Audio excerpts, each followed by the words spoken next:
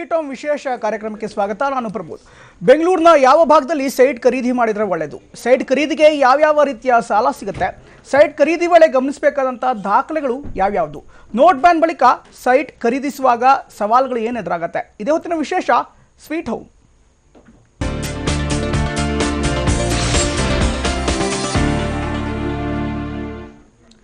ಬೆಂಗಳೂರಿನಲ್ಲಿ ನಿವೇಶನ ಖರೀದಿ ಮಾಡೋದೇ ಒಂದು ದೊಡ್ಡ ಸಾಹಸ.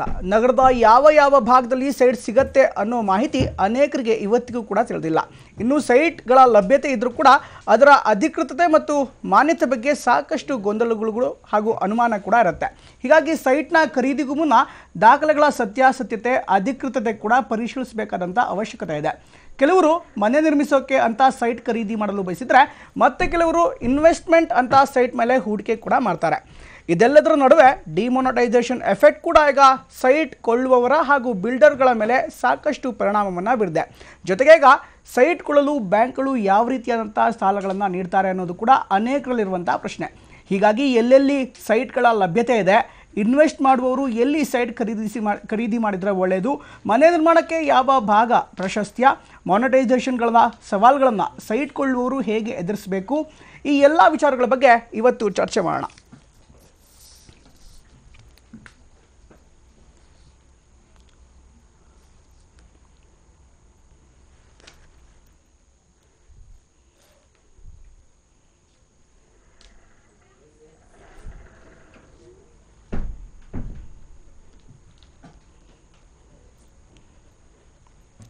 ಓಕೆ,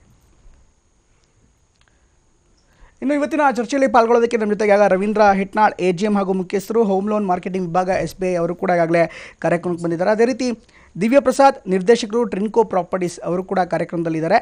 ಜೊತೆಗೆ ಬಸವರಾಜ್, MD, ಶಿವ ಡೆವಲಪರ್ಸ್ ಅವರು ಕೂಡ ನಮ್ಮ ಕಾರ್ಯಕ್ರಮದಲ್ಲಿ ಜಾಯ್ನ್ ಆಗಿದ್ದಾರೆ. ಅದೇ ರೀತಿ ಈಗ ಸಜಂದನ್ ಡಿಸೋಜಾ ಅವರು ಕೂಡ ಈಗಾಗಲೇ ನಮ್ಮ ಕಾರ್ಯಕ್ರಮದಲ್ಲಿ ಪಾಲ್ಗೊಂಡಿದ್ದಾರೆ. ಕಾರ್ಯಕ್ರಮ ಆರಂಭ ಮಾಡೋಣ. ಮೊದಲನೇದಾಗಿ ದಿವ್ಯಪ್ರಸಾದ್ ಅವರು ಏನು ಹೇಳ್ತೀರಾ? ಈಗ ಸೈಟ್ಗಳನ್ನು ಖರೀದಿ ಮಾಡೋ ಒಂದು ದೊಡ್ಡ ಸಾಹಸ. ಅನೇಕರಿಗೆ ಸೈಟ್ಗಳು ಎಲ್ಲೆಲ್ಲಿ ಸಿಗ್ತಾ ಇದೆ ಅಂತ, ಯಾಕಂದರೆ ಇವತ್ತು ಯಾರು ಕೂಡ ಸೈಟ್ಗಳ ಬಗ್ಗೆ, ಅದರಲ್ಲೂ ಕೋರ್ ಸಿಟಿಲಿ ಸೈಟ್ ಬಗ್ಗೆ ಯಾರು ಕೂಡ ಮಾತಾಡೋದಕ್ಕೆ ಹೋಗಲ್ಲ. ಆದರೆ ಹೊರಗಡೆ ಬೇರೆ ಭಾಗದಲ್ಲಿರುವಂಥ ಪ್ರದೇಶದಲ್ಲಿ ಸೈಟ್ಗಳು ಎಲ್ಲೆಲ್ಲಿ ಸಿಗ್ತಾ ಇದೆ ಅನ್ನೋದು ಕೂಡ ಮಾಹಿತಿ ಇಲ್ಲ. ಎಲ್ಲಿ ಸಿಗ್ತಾ ಇದೆ, ಹೇಗೆ ಸಿಗ್ತಾ ಇದೆ, ಅದರ ಬಗ್ಗೆ ಮಾಹಿತಿ ನೀಡ್ಬೋದಾ? ಸೈಟ್ಗಳು ಬೆಂಗಳೂರಿನ ಹೊರವಲಯದಲ್ಲಿ ಎಲ್ಲ ಕಡೆನೂ ಕೂಡ ಅವೈಲಬಿಲಿಟಿ ಇದೆ ಇವಾಗ. ಸೊ ಎಲ್ಲ ಡೆವಲಪರ್ ಕೂಡ ಮೈಸೂರು ರೋಡು, ಮತ್ತು ತುಮಕೂರು ರೋಡು, ಮತ್ತು ಹೊಸೂರು ರೋಡು, ಕನಕಪುರ ರೋಡು, ದೇವನಹಳ್ಳಿ ಎಲ್ಲ ಕಡೆನೂ ಲೇಔಟ್ಗಳನ್ನ ಮಾಡ್ತಾಯಿದ್ದಾರೆ. ಯಾಕೆ ಅಂದರೆ ಗ್ರಾಹಕರಿಗೆ ಎಲ್ಲ ಕಡೆನೂ ಸೈಟ್ ಬೇಕು. ಈಗ ಒಂದೇ ಏರಿಯಾದಲ್ಲಿ ನಾವು ಸೈಟ್ ಮಾಡಿ ಎಲ್ಲ ಈ ಕಡೆನೇ ಬಂದೆ ಅಂದರೆ ಆಗಲ್ಲ. ಸೊ ಹಾಗಾಗಿ ಬೆಂಗಳೂರಿನ ಎಲ್ಲ ಸುತ್ತ ಎಲ್ಲ ವಲಯಗಳಲ್ಲೂ ಕೂಡ ಸೈಟ್ನ ಅವೈಲಬಿಲಿಟಿ ಇದೆ. ಓಕೆ, ಈಗ ಅನೇಕರಿಗೆ ಈ ಸೈಟ್ಗಳ ಲಭ್ಯತೆ ಇದ್ದರೂ ಕೂಡ ಯಾವ ಭಾಗದಲ್ಲಿ ತೊಗೊಂಡ್ರೆ ಹೆಲ್ಪ್ ಆಗುತ್ತೆ, ಎಷ್ಟರ ಮಟ್ಟಿಗೆ ದರ ಇರುತ್ತೆ ಅನ್ನೋದು ಕೂಡ ಗೊಂದಲದಲ್ಲಿರ್ತಾರೆ. ಈಗ ಅಪಾರ್ಟ್ಮೆಂಟ್ ಹೋಗೋರು ಬೇರೆ, ಸೈಟ್ ಕೊಳ್ಳೋರಿಗೆ, ಅಂಥವ್ರಿಗೆ ತಾವೇನು ಹೇಳ್ತೀರಾ? ಯಾವ ಭಾಗದಲ್ಲಿ ಸೈಟ್ಗಳನ್ನು ಖರೀದಿ ಮಾಡಿದ್ರೆ ಉತ್ತಮ? ಬಸವರಾಜ್ ಅವರ ತಾವು ಸೈಟ್ಗಳನ್ನ ಯಾವ ಭಾಗದಲ್ಲಿ ಅಂದರೆ ವಾಸಕ್ಕೆ ಯೋಗ್ಯವಾಗಿರುವಂಥ ಜಾಗ ನೋಡಬೇಕು. ಮೊದಲಿಗೆ ನೀರಿರಬೇಕು, water, sanitary, electricity, road convenience main ಅಂತ ಇರೋ ಕಡೆ ಜನಗಳಿಗೆ ವಾಸ ಯೋಗ್ಯವಾಗಿ ಹುಡುಕಬೇಕು. ಮತ್ತು ತುಂಬ ಕೆಲವು ಕಡೆ ರೋಡ್ ಕನ್ವಿನಿಟಿ ಇರೋಲ್ಲ, ಕರೆಂಟ್ ಇರೋದಿಲ್ಲ, ನೀರು ತುಂಬ ಪ್ರಾಬ್ಲಮ್ ಇದೆ. ಅಂಥ ಕಡೆ ನಾವು ಮಾಡಿದ್ರೆ ಪ್ರಯೋಜನ ಆಗೋಲ್ಲ. ಜನಗಳಿಗೆ ನಾವು ಅಮ್ಯುನಿಟೀಸ್ ಕೊಡಬೇಕು ಅಂದರೆ ಮೊದಲೇ ನಾವು BM ಮಾಡಿ ರೂಲ್ಸ್ ಪ್ರಕಾರವಾಗಿ ನಾವು ಮಾಡಿಕೊಟ್ರೆ ಜನಗಳು ಎಲ್ಲಿ ಬೇಕಾದ್ರೂ ತೊಗೋಬೋದು. ಕೆಲವು ಕಡೆ ಏನು ಮಾಡ್ತಾರೆ, ರೆವಿನ್ಯೂದಲ್ಲಿ ಮತ್ತು DC ಕನ್ವರ್ಷನಲ್ಲಿ ಮಾಡಿಬಿಟ್ಟು ಮಾರಿದಾಗ ಅಲ್ಲಿ ಯಾವುದು ಅಮ್ಯುನಿಟೀಸ್ ಇರೋಲ್ಲ. ಅಂಥ ಕಡೆ ತುಂಬ ತೊಂದರೆ ಆಗುತ್ತೆ ಜನಗಳಿಗೆ. ಆದರೆ ಜನಗಳು ನೋಡಿ BM ಮಾಡಿ ಆಗಿರೋವಂಥ ಕಡೆ ಮತ್ತು ಒಳ್ಳೆ ಅಮ್ಯುನಿಟೀಸ್ ಇದೆಯಾ ಚೆಕ್ ಮಾಡಿಬಿಟ್ಟು, ಮತ್ತು ಡಾಕ್ಯುಮೆಂಟ್ಸ್ಗಳು ಚೆಕ್ ಮಾಡಿಬಿಟ್ಟು ತೊಗೊಂಡ್ರೆ ವಾಸಯೋಗ್ಯಕ್ಕೆ ತುಂಬ ನೆಮ್ಮದಿಯಾಗಿರ್ಬೋದು ಅಂತ ನಮ್ಮ ಅನಿಸಿಕೆ. ರೈಟ್, ತಾವೇನು ಹೇಳ್ತೀರಿ? ಈಗ ಅನೇಕರಿಗೆ ಗೊಂದಲ ಇರುತ್ತೆ, ಯಾವ ಭಾಗದಲ್ಲಿ ಸೈಟ್ಗಳ ಲಭ್ಯತೆ ಚೆನ್ನಾಗಿರುತ್ತೆ, ಜೊತೆಗೆ ಅದರ ದರ ಒಂದು ಏರಿಯಾದಿಂದ ಇನ್ನೊಂದು ಏರಿಯಾಗೆ ದರ ಕೂಡ ವ್ಯತ್ಯಾಸ ಆಗ್ತಾ ಹೋಗುತ್ತೆ. ಇವತ್ತು ಬೆಂಗಳೂರಿನಲ್ಲಿ ಎಲ್ಲೆಲ್ಲಿ ಸೈಟ್ ಅವೈಲಬಿಲಿಟಿ ಇದೆ, ತಾವು ಎಸ್ ಎ ಡೆವಲಪರ್ ಆಗಿ ಏನು ಹೇಳೋದಕ್ಕೆ ಬಯಸ್ತೀರಾ? Like now the situation is like that. The Sarjapur area and outside of the Bangalore, it is developing, booming like anything. Okay. No, it is now the Sarjapur road and Devanhalli, outside of Devanhalli, this Mysore road, Kenkeri and all, it is developing fastly because of the connectivity. Now government is planning for a STRR. No, that is coming to this one, connecting ಎಲ್ಲದಕ್ಕೆ connect ಆಗಿಬಿಡ್ತಾ ಇದೆ. ಹೌದು, ಅವಾಗ ಏನಾಗ್ತದೆ, totally people wants to move in to the Electronic City, people wants to work in Peenya and all connectivity available ಇನ್ನು connectivity ಜಾಸ್ತಿ ಆಗ್ತಾ ಹೋಗುತ್ತೆ. ಜಾಸ್ತಿ ಆಗ್ತಾ ಹೋಗ್ತದೆ. ರೈಟ್. ಇವನು ರವೀಂದ್ರ ಅವರೇ, ತಾವು ಕೂಡ ನೋಡ್ತಾ ಇದ್ದೀರಾ ಸಾಕಷ್ಟು ಬ್ಯಾಂಕ್ಗಳಿಂದ ಕೂಡ ಸಾಲಗಳು ಸಿಗ್ತಾ ಹೋಗುತ್ತೆ ಸೈಟ್ಗಳ ಖರೀದಿಗೆ. ಅಪಾರ್ಟ್ಮೆಂಟ್ಗೆ ಸಾಲ ಅರ್ಜಿ ಹಾಕೋದಾದ್ರೆ ಅದಕ್ಕೆ ಬೇರೆ ರೀತಿಯಾದಂಥ ಮಾಡೆಲ್ಸ್ಗಳಿರುತ್ತೆ ಅಥವಾ ಬೇರೆ ರೀತಿಯಾದಂಥ ಅರ್ಜಿಗಳಿರುತ್ತೆ. ಸೈಟ್ ಖರೀದಿ ಮಾಡುವಂಥವ್ರು ಯಾವ ರೀತಿಯಾದಂಥ ಸಾಲಗಳು ಸಿಗುತ್ತೆ ಅವರಿಗೆ? ಭಾರತೀಯ ಸ್ಟೇಟ್ ಬ್ಯಾಂಕ್ ಸೈಟ್ ಖರೀದಿಗೂ ಸಹಿತ ಸಾಲ ನೀಡುತ್ತೆ. ಇದರಲ್ಲಿ ಸಾಲ ನೀಡುವಕ್ಕಿಂತ ಮುಂಚೆ ವೀಕ್ಷಕರಿಗೆ ಒಂದೆರಡು ಮಾತು ಹೇಳಲಿಕ್ಕೆ ನಾನು ಇಚ್ಛೆ ಪಡ್ತಿದ್ದೀನಿ. ಮೊದಲೇದು ಸೈಟ್ ಖರೀದಿಕ್ಕಿಂತ ಮುಂಚೆ ಲೊಕೇಶನ್ ಯಾವುದಿದೆ ನೋಡಬೇಕು, ಚೆನ್ನಾಗಿರೋ ಲೊಕೇಶನನ್ನು ಆಯ್ದುಕೊಡ್ಬೇಕು. ಓಕೆ. ಆ ಲೊಕೇಶನ್ದಲ್ಲಿ ಯಾವ್ಯಾವುದು ಡೆವಲಪರ್ಗಳು ಏನೇನು ಫೆಸಿಲಿಟೀಸ್ ಕೊಡ್ತಾ ಇದ್ದಾರೆ, ಒಳ್ಳೆಯ ಬೋರ್ವೆಲಲ್ಲಿ ನೀರಲ್ಲಿ ಬರುತ್ತಾ ಅಥವಾ ಡ್ರೈನೇಜ್ ಫೆಸಿಲಿಟೀಸ್ ಇದೆಯಾ, ಉತ್ತಮವಾದ ಅದು ಸೈಟ್ಗೆ ಅಂದರೆ ಲೊಕೇಶನ್ಗೆ ಲೇಔಟ್ಗೆ ಹೊಂದ್ಕೊಳ್ಳುವಂಥ ಉತ್ತಮ ರೋಡ್ ಇದೆಯಾ, ಇದನ್ನೆಲ್ಲನೂ ಅದು ಪರಿಗಣಿಸ್ಕೊಂಡು ನಮ್ಮ ಸೈಟ್ ಖರೀದಿದಾರರು ಯಾರಾದ್ರು ಇದ್ದಾರೆ ಅವರೆಲ್ಲ ಇದನ್ನೆಲ್ಲ ವಿಚಾರಗಳನ್ನು ಅವರು ಇಟ್ಕೋಬೇಕಾಗುತ್ತೆ. ಎಸ್ಪೆಷಲಿ ಈ BMRDA ಮತ್ತು BDA ಅಪ್ರೂವ್ ಲೇಔಟ್ಗಳೇನಿದೆಯಲ್ಲ ಅದಕ್ಕೆ ಹೋಗಲಿಕ್ಕೆ ಅದರಾದ ತುಂಬ ಅನುಕೂಲಗಳಿರುತ್ತೆ. ಸೊ ಕೆಲವೊಬ್ಬರು ಏನು ಮಾಡ್ತಾರೆ, ನಮ್ಮ ಊರು ಹೇಳಿದಾಗೆ ಬಸವರಾಜ್ ಹೇಳಿದಾಗೆ DTC ಕನ್ವರ್ಷನ್ ಆಗಿರ್ಬೋದು ಅಂಥ ಸೈಟ್ಗಳಿಗೆ ಖರೀದಿಗೆ ಹೋಗ್ಲಿಕ್ಕೆ ಹೋದರೆ ಸಾಕಷ್ಟು ಕಷ್ಟಗಳನ್ನು ಅನುಭವಿಸಬೇಕಾಗುತ್ತೆ ಮುಂದೆ. ಸೊ ಅದನ್ನು ಬಿಟ್ಬಿಟ್ಟು ಇವನ್ B ಖಾತಾಸ್ ಆಲ್ಸೋ, B ಖಾತಾದಲ್ಲಿಯೂ ಸಹಿತ ಸಾಕಷ್ಟು ತೊಂದರೆಗಳಿದೆ. ಸೊ ಹೀಗಾಗಿ ಈ ನಮ್ಮ ವೀಕ್ಷಕರಿಗೆ ಹೇಳೋದು ಇಷ್ಟೇ ಅಂದರೆ, ನೀವು ಸೈಟ್ ಖರೀದಿಗೆ ಹೋಗಬೇಕಾದ್ರೆ A ಖಾತಾಗೆ ಹೋಗಿ, ಅದರಿಂದ ನಿಮಗೆ ತುಂಬ ಒಳ್ಳೆಯ ಲಾಭ ಆಗುತ್ತೆ ಅಂತ ಹೇಳಿಬಿಟ್ಟು ನಾನು ಹೇಳಲಿಕ್ಕೆ ಇಚ್ಛೆ ಪಡ್ತೀನಿ.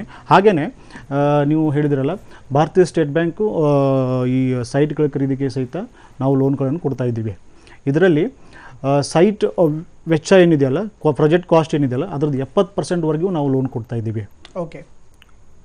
ಹಾಗೆಯೇ ಇನ್ನೊಂದು ಜಾಗೃತಿ ಏನು ವಹಿಸಬೇಕಪ್ಪ ಅಂತಂದರೆ, ಸೈಟ್ ಖರೀದಿ ಮುಂಚೆ ಒಳ್ಳೆ ಡಾಕ್ಯುಮೆಂಟ್ಸ್ ಯಾವ್ಯಾವ ಥರ ಅಂತಂದರೆ, ವೆದರ್ ಫಸ್ಟ್ ಆ್ಯಂಡ್ ಫಾರ್ಮೋಸ್ಟ್ ದಾಖಲೆಗಳ ಬಗ್ಗೆ ನೆಕ್ಸ್ಟ್ ಮುಂದಿನ ಹಂತದಲ್ಲಿ ಮಾತಾಡ್ತೀನಿ. ಆದರೆ ನಾನು ಕೇಳ್ತಾ ಇರುವಂಥದ್ದು ಅರ್ಹತೆ ಏನಿರಬೇಕಾಗತ್ತೆ ಅಂದರೆ, ಅರ್ಹತೆಗಳಿದೆ. ಅಪಾರ್ಟ್ಮೆಂಟ್ಗೆ ಬೇರೆ ಕ್ರೈಟೀರಿಯಾ ಇರುತ್ತೆ, ಈ ಸೈಟ್ ಖರೀದಿಗೆ ಬೇರೆ ಕ್ರೈಟೀರಿಯಾ ಇರುತ್ತೆ. ಇಲ್ಲ, ಅಪಾರ್ಟ್ಮೆಂಟು ಮತ್ತು ಸೈಟ್ ಖರೀದಿ ಅರ್ಹತೆಗಳೇನು ಬೇರೆ ಜಾಸ್ತಿ ವ್ಯತ್ಯಾಸ ಇರೋದಿಲ್ಲ. ಇದರಲ್ಲಿ ವ್ಯತ್ಯಾಸಪ್ಪ ಅಂತಂದರೆ ನಾವು ಅದನ್ನೇ ಇನ್ಕಮ್ ಪ್ರೂಫ್ ನೋಡ್ತೀವಿ, ಸ್ಯಾಲ್ರಿ ಆಗಿದ್ದರೆ ಇನ್ಕಮ್ ಪ್ರೂಫ್ ಎಲ್ಲ ನೋಡ್ತೀವಿ, ಇನ್ಕಮ್ ಟ್ಯಾಕ್ಸ್ ರಿಟರ್ನ್ ನೋಡ್ತೀವಿ ಅವ್ರದ್ದು, ಆಮೇಲೆ ಸ್ಯಾಲ್ರಿ ಸ್ಟೇಟ್ಮೆಂಟ್ ನೋಡ್ತೀವಿ.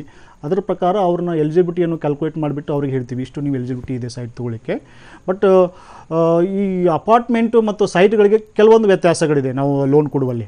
ಅದರಲ್ಲಿ ಇಂಟ್ರೆಸ್ಟ್ ರೇಟ್ನಲ್ಲಿ ಆಗ್ಬೋದು, ಅಥವಾ ಅವ್ರದ್ದು ಲೋನ್ ಟು ವ್ಯಾಲ್ಯೂ ಅಂತ ಏನು ಹೇಳ್ತೀವಲ್ಲ, ಮಾರ್ಜಿನ್ ಮನಿ, ಅದರಲ್ಲಿ ಸ್ವಲ್ಪ ವ್ಯತ್ಯಾಸ ಆಗುತ್ತೆ. ಅದು ಬಿಟ್ಟರೆ ಹೆಚ್ಚು ಎರಡೂ ಸೈಟು ಮತ್ತು ಅಪಾರ್ಟ್ಮೆಂಟ್ ಕೊಡುವಲ್ಲಿ ಯಾವುದೇ ವ್ಯತ್ಯಾಸ ಜಾಸ್ತಿ ಇರೋದಿಲ್ಲ. ಓಕೆ. ದಿವ್ಯಪ್ರಸಾದ್ ಅವರೇ, ಈಗ ಸ್ವಂತ ಮನೆ ಕಟ್ಟಬೇಕು ಅನ್ನೋ ಕಾರಣಕ್ಕೋಸ್ಕರ ಕೆಲವರು ಸೈಟನ್ನು ಖರೀದಿ ಮಾಡ್ತಾರೆ. ಅಂಥವ್ರಿಗೆ ಯಾವ ಭಾಗದಲ್ಲಿ ಅವರು ನೋಡ್ತಾರೆ? ಸ್ವಂತ ಮನೆ ಖರೀದಿ ಮಾಡಬೇಕಾದ್ರೆ ಏನೆಲ್ಲ ಕ್ರೈಟೀರಿಯಾಸ್ಗಳಿರುತ್ತೆ ಅಂದರೆ, ಅವರಿಗೆ ಮಾರ್ಕೆಟ್ ಪ್ಲೇಸ್ಗಳಿರ್ಬೋದು, ಸ್ಕೂಲ್ಸ್ಗಳಿರ್ಬೋದು, ಇಂಥದ್ದು ಅವ್ರಿಗೆ ಅವ್ರದ್ದೇ ಆದಂಥ ಕೆಲವೊಂದಿಷ್ಟು ಕಂಫರ್ಟಬಲ್ ಬೇಕಾಗುತ್ತೆ. ಸ್ವಂತ ಮನೆ ಖರೀದಿ ಮಾಡಿದವ್ರಿಗೆ ಅಥವಾ ಸ್ವಂತ ನಿವೇಶನ ಖರೀದಿ ಮಾಡುವಂಥವ್ರಿಗೆ ಏನು ಹೇಳೋದಕ್ಕೆ ಬಯಸ್ತೀರಿ? ಸರ್, ಈಗ ಗೌರ್ನಮೆಂಟಿಂದ ಝೋನ್ನ ಡಿವೈಡ್ ಮಾಡಿದ್ದಾರೆ. ಸೊ ಇದು ವಾಸಕ್ಕೆ ಯೋಗ್ಯವಾಗಿರೋ ಜಾಗ, ಇದು ಇಂಡಸ್ಟ್ರಿಯಲ್ಗೆ ಯೋಗ್ಯವಾಗಿದೆ. ಹಾಗೆ ಗೌರ್ನಮೆಂಟ್ನವರೇ ಇದು ವಾಸಕ್ಕೆ ಯೋಗ್ಯವಾಗಿದೆ ಅಂತ ಎಲ್ಲೋ ಝೋನ್ನ ರೆಡಿ ಮಾಡಿಟ್ಟಿರ್ತಾರೆ. ಓಕೆ. ಅಲ್ಲಿ ನಾವು ಲೇಔಟ್ ಮಾಡಿದಾಗ ಖಂಡಿತ ಅಲ್ಲಿ ಮನೆ ಕಟ್ಕೊಂಡು ವಾಸ ಮಾಡೋದಕ್ಕೆ ಆ ಜಾಗ ಯೋಗ್ಯವಾಗಿರುತ್ತೆ. ಬಿಕಾಸ್ ಎಲ್ಲ ನೀವು ಫಸ್ಟೇ ವೆರಿಫೈ ಮಾಡಿರ್ತಾರೆ, ಗೌರ್ನಮೆಂಟಿಂದ ಮಾಡಿ ಇದನ್ನು ಕೊಡಬಹುದು ಮನೆ ಕಟ್ಟೋಕ್ಕೆ ಅಂತ. ಸೊ ಅಲ್ಲಿ ನಾವೇನು ಮಾಡ್ತೀವಿ, ಲೇಔಟ್ ಮಾಡುವಾಗ ಪ್ರಾಧಿಕಾರದಿಂದ ಅಪ್ರೂವಲ್ ಬರುತ್ತೆ.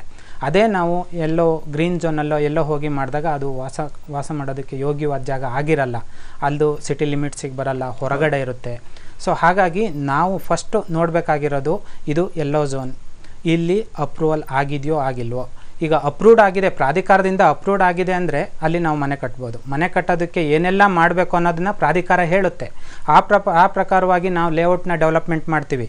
ಅಲ್ಲಿ ವಾಟರ್ ಫೆಸಿಲಿಟಿ ಆಗ್ಬೋದು, ಸೊ ಡ್ರೈನೇಜ್ ಆಗ್ಬೋದು, ಪವರ್ ಆಗ್ಬೋದು, ಎಲ್ಲದನ್ನು ನಾವು ಕೊಡ್ತೀವಿ. ಹಾಗಾಗಿ ಅವರು ಅಲ್ಲಿ ಮನೆ ಕಟ್ಕೊಂಡು ಯೋಗ್ಯವಾಗಿ ವಾಸ ಮಾಡೋದಕ್ಕೆ ಯೋಗ್ಯವಾದ ಜಾಗ ಅದು. ರೈಟ್. ನಿಮ್ಮೆಲ್ಲರ ಜೊತೆ ಸಾಕಷ್ಟು ವಿಚಾರಗಳನ್ನು ಚರ್ಚೆ ಮಾಡ್ತೀವಿ. ಮುಂದಿನ ಹಂತದಲ್ಲಿ ಯಾವ್ಯಾವ ರೀತಿಯಂಥ ದಾಖಲೆಗಳನ್ನು ಸೈಟ್ ಖರೀದಿ ಮಾಡಬೇಕಾದ್ರೆ ನಾವು ನೋಡಬೇಕಾಗತ್ತೆ, ಪರಿಶೀಲನೆ ಮಾಡಬೇಕಾಗತ್ತೆ, ಈ ಎಲ್ಲ ವಿಚಾರಗಳ ಬಗ್ಗೆ ಚರ್ಚೆ ಮಾಡೋಣ. ಅದಕ್ಕೂ ಮೊದಲು ಚಿಕ್ಕದೊಂದು ಬ್ರೇಕ್.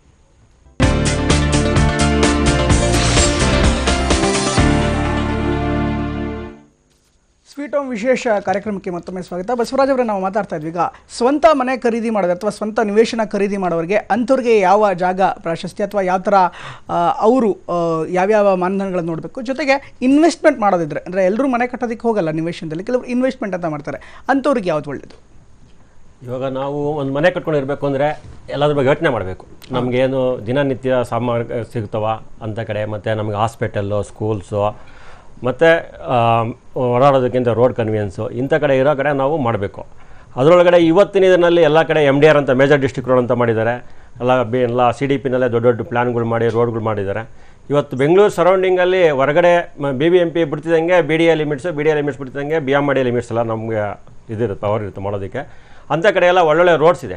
ರೋಡ್ಗಳಿರೋದ್ರಿಂದ ಎಲ್ಲ ಕಡೆ ಡೆವಲಪ್ಮೆಂಟ್ ಆಗ್ತದೆ. ಎಲ್ಲ ಕಡೆನೂ ಇನ್ವೆಸ್ಟ್ಮೆಂಟು ಮಾಡ್ಬೋದು, ವಾಸಕ್ಕೂ ಯೋಗ್ಯವಾಗಿದೆ. ಓಕೆ, ಮತ್ತು ಇಂಡಸ್ಟ್ರಿಯಲ್ಲು ಇರೋಂಥ ಕಡೆ ಒಂದು ಸ್ವಲ್ಪ ಇದಾಗ್ಬೋದು, ಡಿಸ್ಟರ್ಬೆನ್ಸ್ ಆಗ್ಬೋದು. ಬೇರೆ ಕಡೆ ಏನಂತ ಡಿಸ್ಟರ್ಬೆನ್ಸ್ ಏನಿಲ್ಲ. ಎಲ್ಲ ಕಡೆನೂ ತುಂಬ ಚೆನ್ನಾಗಿದೆ. ಇವತ್ತು ಮಾಗಡಿ ರೋಡ್ ಆಗ್ಬೋದು, ಮೈಸೂರು ರೋಡ್ ಆಗ್ಬೋದು, ತುಮಕೂರು ರೋಡು ಎಲ್ಲ ಚೆನ್ನಾಗಿದೆ. ಇನ್ವೆಸ್ಟ್ಮೆಂಟ್ ಅನ್ನೋದು ನೋಡೋದಾದ್ರೆ ಇನ್ವೆಸ್ಟ್ಮೆಂಟ್ ಅಂದರೆ ಬೆಂಗಳೂರಿಂದ ತುಂಬ ಒಂದು 40 ಕಿಲೋಮೀಟರ್ 50 ಕಿಲೋಮೀಟರ್ ಸರೌಂಡಿಂಗಲ್ಲಿ ನೋಡ್ತಾರೆ. ಅಂದರೆ ಅದು ಇಮಿಡಿಯೇಟಾಗಿ ನಿಮಗೆ ಡೆವಲಪ್ಮೆಂಟ್ ಆಗಲ್ಲ. ಇನ್ವೆಸ್ಟ್ಮೆಂಟ್ ಅಂದರೆ ಅದು ರಿಟರ್ನ್ಸ್ ಕಮ್ಮಿ. ಆದರೆ ಕೆಲವರು ಕಾಯ್ದುಬಿಟ್ಟು ತೊಗೊಳ್ಳೋವಂಥವ್ರಿದ್ರೆ ಇನ್ವೆಸ್ಟ್ಮೆಂಟು ಸ್ವಲ್ಪ ದೂರ ಹೋಗಿ ಮಾಡಿದ್ರೆ ಒಳ್ಳೆಯದು. ರೈಟ್. ನಿಮ್ಗೆ ಇಮಿಡಿಯೇಟ್ ಮನೆ ಕಟ್ಟಬೇಕು ಅಂತಂದರೆ ಅದು ಬೆಂಗಳೂರು ನಿಯರೆಸ್ಟ್ ಇರಬೇಕು. ನೀವು ಎಲ್ಲೋ ಹೋಗಿ ಮನೆ ಮಾಡ್ಕೊಳಕ್ಕಾಗೋದಿಲ್ಲ. ಬೆಂಗಳೂರಿಂದ ಒಂದು 10-15 ಕಿಲೋಮೀಟರ್ 20 ಕಿಲೋಮೀಟರ್ ಮ್ಯಾಕ್ಸಿಮಮ್ 30 ಕಿಲೋಮೀಟರ್ಸ್ ಸರೌಂಡಿಂಗಲ್ಲಿದ್ದರೆ ಎವ್ರಿ ಡೇ ಓಡಾಡೋದಕ್ಕೆ ಈಸಿ ಇರ್ತದೆ. ಅಂಥ ಕಡೆ ಮನೆ ಮಾಡಬೇಕು. ರೈಟ್. ಸಜ್ಜನ್ ಡಿಸೋಜ್ ಅವರೇ, ತಾವೇನು ಹೇಳ್ತೀರಿ ಅಂದರೆ ಇನ್ವೆಸ್ಟ್ಮೆಂಟ್ ಅಂತ ನೋಡೋದಾದ್ರೆ ಈಗ ಅದಕ್ಕೆ ಬೇರೆ ರೀತಿಯಾದಂಥನೇ ಮಾನದಂಡಗಳಿರುತ್ತೆ. ಇನ್ವೆಸ್ಟ್ಮೆಂಟ್ ಅಂತ ನೋಡೋದಾದ್ರೆ ಯಾವ ರೀತಿಯಾದಂಥ ನಿವೇಶನಗಳು ಬೆಸ್ಟು ಅಂತ ನೀವು ಹೇಳ್ತೀರಿ? ಇನ್ವೆಸ್ಟ್ಮೆಂಟ್ ಅಂದರೆ ಇವಾಗ ಇವರು ಹೇಳ್ತಕ್ಕೆ ಭಾಸ್ಕರ್ ಸರ್ ಹೇಳ್ದಂಗೆ outside of the Bangalore 40 kilometre outside of the areas where the connectivity is less or no where the facilities are less or the cities are less. There if we can invest for 5 years or 10 years we will definitely get that into double income. ಮಾಡಬೇಕಾದ್ರೆ ಅಂದರೆ investment ಬಗ್ಗೆ plan ಮಾಡೋಕ್ಕೆ ಎಷ್ಟು ವರ್ಷನ ನಾವು ಅಂದರೆ ಯಾರು ನಿವೇಶನದ ಮೇಲೆ ಹೂಡಿಕೆ ಮಾಡ್ತಾರೆ ಎಷ್ಟು ವರ್ಷ ಒಂದು ಅಂದಾಜಲ್ಲಿ ಇಟ್ಕೊಂಡು ಹೂಡಿಕೆ ಮಾಡ್ಬೋದು ಅಂತ? ಇವಾಗ ಅದು ಡಿಪೆಂಡ್ ಅಪಾನ್ ಅವರು ಇದು ನಾವು ಹೆಂಗೆ ಥಿಂಕ್ ಮಾಡ್ತೀವಿ. ಇವಾಗ ನನಗೆ ಒಂದು ಪ್ರಾಪರ್ಟಿ ಇವಾಗ Devanahalli 5 lakhs I am investing there. If I am getting another 5 years, another 2 lakhs or 3 lakhs, that is a criteria. Right. Basavaraj ಅವರೇ, ಯಾಕೆಂದರೆ ಈಗ ಕೆಲವೊಂದು ಏರಿಯಾಗಳು ಬೇಗ ಡೆವಲಪ್ ಆಗುತ್ತೆ, ಕೆಲವೊಂದು ಏರಿಯಾದಲ್ಲಿ ಹೊಸ ಪ್ರಾಜೆಕ್ಟ್ಸ್ಗಳು ಬರುತ್ತೆ, ಸರ್ಕಾರಿ ಪ್ರಾಜೆಕ್ಟ್ಸ್ಗಳು, ರೋಡ್ಸ್ ಇರ್ಬೋದು, ಮೆಟ್ರೋ ಕನೆಕ್ಷನ್ಸ್ ಇರ್ಬೋದು, ವ್ಯಾಲ್ಯೂ ಅಡಿಷನ್ ಜಾಸ್ತಿ ಆಗ್ತಾ ಹೋಗುತ್ತೆ. ಅದೇ ರೀತಿಯಂಥ ಅಮೌಂಟ್ ಕೂಡ ಅಥವಾ ಅಪ್ರಿಸಿಯೇಷನ್ ಕೂಡ ಜಾಸ್ತಿ ಆಗುತ್ತೆ. ಹೀಗಾಗಿ ಇನ್ವೆಸ್ಟ್ಮೆಂಟ್ ಮಾಡೋರು ಯಾವ ರೀತಿ ಅಂತ ಮುಂದಿನ 5 ವರ್ಷಗಳು ಇಷ್ಟು ಲಾಭ ಬರ್ಬೋದು ಅಂತ ಮಾಡ್ಬೋದು ಅಥವಾ 2 ವರ್ಷಗಳು ಈ ಥರ ಹೇಗೆ ಅಸೆಸ್ ಮಾಡ್ಕೋಬೋದು? ಇಲ್ಲ, ಮುಂದಿನ ಅವ್ರ ಫ್ಯೂಚರ್ ಪ್ಲಾನ್ ಅಂದರೆ 4ರಿಂದ 5 ವರ್ಷದಲ್ಲಿ ಡಬಲ್ ಆಗುತ್ತೆ ಅಂತಲೇ ಯೋಚನೆ ಮಾಡ್ಕೋಬೇಕು. ಓಕೆ. ಯಾಕೆಂದರೆ 100% ಆಗುತ್ತೆ. ಯಾಕೆಂದರೆ ಇವತ್ತು ಭೂಮಿ ಮೇಲೆ ಯಾವ ನಾವು ಇನ್ವೆಸ್ಟ್ಮೆಂಟ್ ಮಾಡಿದ್ದಾರೆ ಯಾರಿಗೇನು ಲಾಸ್ ಆಗಿಲ್ಲ. ಯಾವುದು ಭೂಮಿ ರೇಟ್ ಅಂತೂ ಕಮ್ಮಿ ಅಂತೂ ಆಗಿಲ್ಲ. ಹೌದು, ಎವರಿ ಡೇ ಜಾಸ್ತಿ ಆಗ್ತಾ ಇದೆ. ಏನೇ ನೀವು ಇದು ಮಾಡಿದ್ರು ಜನಗಳು ತಗೊಳ್ಳೋದಕ್ಕೆ ಮುಂದೆ ಬರ್ತಾ ಇದ್ದಾರೆ. ತುಂಬ ಜನ ಇನ್ವೆಸ್ಟ್ಮೆಂಟ್ ಮಾಡ್ತಾ ಇದ್ದಾರೆ, ತುಂಬ ಜನ ಮನೆಗಳು ಕಟ್ತಾ ಇದ್ದಾರೆ. ಮತ್ತು ಏನಂದರೆ ಬಾಡಿಗೆ ಇರೋವಂಥ ಮನೆಗಳಲ್ಲಿ ತುಂಬ ಕಿರಿಕಿರಿ ಜಾಸ್ತಿ ಆಗಿಬಿಟ್ಟು ಬಾಡಿಗೆ ಕೊಡೋದಾಗಲಿ, ಕರೆಂಟ್ ಬಿಲ್ ಆಗಲಿ, ಅವ್ರಿಗೇನೋ ಅಂಡರ್ಸ್ಟ್ಯಾಂಡಿಂಗ್ ಇರೋದಿಲ್ಲ. ಈ ಥರ ಆಗಿ ತುಂಬ ಜನಗಳು ಹೊರಗಡೆ ಹೋಗ್ತಾ ಇದ್ದಾರೆ. ಏನಕ್ಕೆ ಆರಾಮ ಒಳ್ಳೆ ಬ್ಯಾಂಕಿಂದ ಲೋನ್ಗಳು ಫೆಸಿಲಿಟಿ ಇದೆ. ಬ್ಯಾಂಕ್ ಲೋನ್ ಇರೋದ್ರಿಂದ ಆರಾಮಾಗಿ ಅವ್ರು ಹೊರಗಡೆ ಹೋಗ್ಬಿಟ್ಟು ಸ್ವಂತ ಮನೆ ಕಟ್ಕೊಂಡು ಸ್ವಂತ ನೆಮ್ಮದಿಯಿಂದ ಇರ್ಬೋದು ಅಂದ್ಬಿಟ್ಟು ಹೊರಗಡೆ ಬಂದೆಲ್ಲ ಇನ್ವೆಸ್ಟ್ಮೆಂಟ್ ಮಾಡ್ತಾ ಇದ್ದಾರೆ. ಜಾಸ್ತಿ ಜನ ಸ್ವಂತ ಇರೋದಕ್ಕೇ ಅಭಿಪ್ರಾಯ ಪಡ್ತಾ ಇದ್ದಾರೆ. ದಿವ್ಯಪ್ರಸಾದ್ ಅವರು, ತಾವೇನು ಹೇಳ್ತೀರಿ ಈ ಒಂದು ವಿಚಾರಕ್ಕೆ? ಸರ್, ಈಗ ಇನ್ವೆಸ್ಟ್ಮೆಂಟ್ ಮತ್ತು ಮನೆ ಕಟ್ಕೊಂಡು ಇರೋಕೆ ಅಂತ ಸೊ ಯಾವುದು ಜಾಗ ಚೆನ್ನಾಗಿದೆಯೋ ಅದು ಎರಡಕ್ಕೂ ಯೋಗ್ಯ. ಓಕೆ. ಈಗ ಇನ್ವೆಸ್ಟ್ಮೆಂಟ್ ಮಾಡ್ತೀನಿ ನಾನು ಅಂದರೆ ಯಾವುದು ಚೆನ್ನಾಗಿದೆ, ಎಲ್ಲಿ ನನಗೆ ರಿಟರ್ನ್ಸ್ ಬರುತ್ತೆ ಅನ್ನೋದ್ರ ಮೇಲೆ ನಾವು ಇನ್ವೆಸ್ಟ್ ಮಾಡಬೇಕು. ಇನ್ವೆಸ್ಟ್ಮೆಂಟಿಗೆ ಸಪ್ರೇಟ್ ಇದೆ, ಮನೆ ಕಟ್ಕೊಳ್ಳೋಕ್ಕೆ ಸಪ್ರೇಟ್ ಇದೆ ಅಂತ ನಾವು ನೋಡೋಕ್ಕಾಗಲ್ಲ. ಹೌದು. ಎಲ್ಲ ನಾವು ಒಂದು ಲೇಔಟ್ನ ಮಾಡ್ತಾ ಇದ್ದೀವಿ ಅಂದರೆ ರೆಸಿಡೆನ್ಷಿಯಲ್ ಪರ್ಪಸ್ ಎಲ್ಲ ವಾಸ ಇರೋದಕ್ಕೆ ಅಂತ ಮಾಡ್ತೀವಿ.